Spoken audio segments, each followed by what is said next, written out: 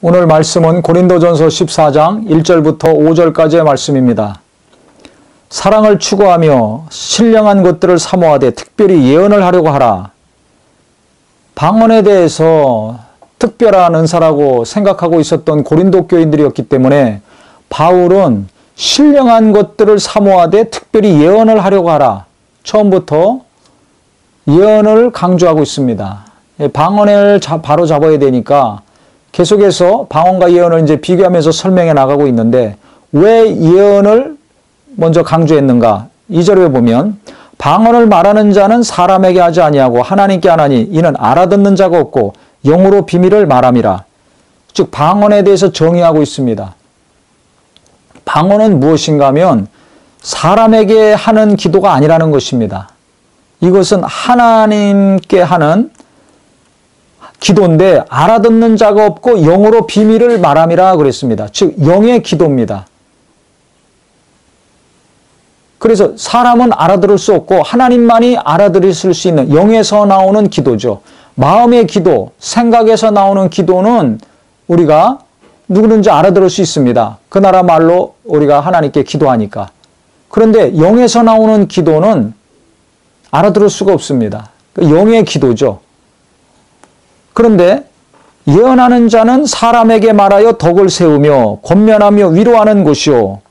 즉 예언은 쉽게 예를 들면 어느 누구에 대해서 하나님이 성령으로 감동을 주십니다. 생각을 주시죠. 말씀을 주시죠. 그러면 그것을 그 사람에게 전하겠죠. 전할 때 알아듣는 한국말로 전할 거 아닙니까? 영어를 쓰는 사람은 영어로 전하고. 그러니까 누구든지 알아들을 수 있는 말로 하나님이 주신 감동과 말씀과 뜻을 전달을 합니다.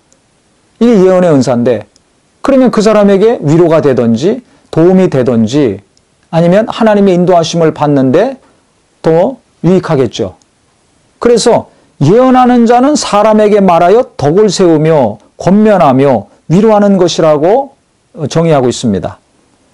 그래서 그 사람의 믿음이 온전케 되든지 어려운 가운데 위로받아서 평안을 얻든지 진로에 대해서 인도함을 받는데 도움이 돼서 유익이 되는 거죠.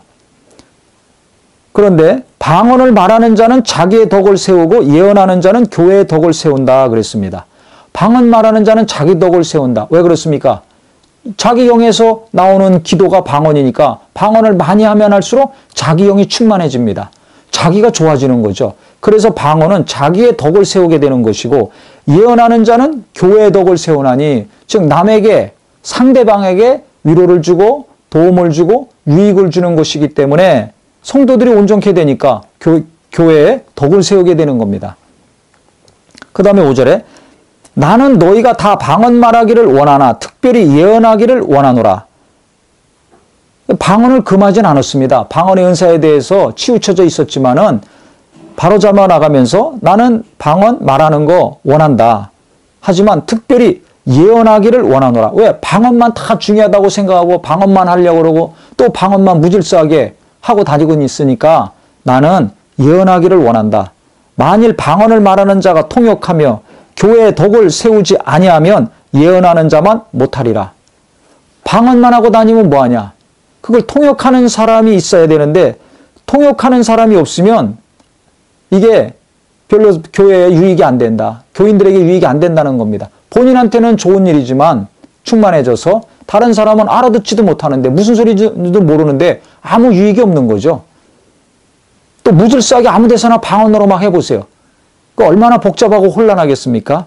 그래서 교회의 덕을 세우지 아니하면 예언하는 자만 못하다. 방언을 할 때 통역하는 사람이 있으면 그 내용이 무엇인지 아니까 교회의 덕이 되겠죠. 알아듣는 말로 통역이 돼서 들리니까. 그런데 통역하는 사람이 없으면 방언은 교회의 덕이 안 되고 유익이 안 된다.